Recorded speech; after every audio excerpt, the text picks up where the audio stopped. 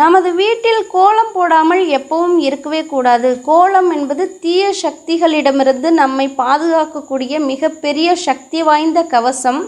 நம்ம வீட்டில் கோலம் போடாமலும் நமது வீட்டில் விளக்கேற்றாமலும் நாம் வெளியில் புறப்பட்டு செல்வது என்பது நமக்கு சுப பலன்களை தராது.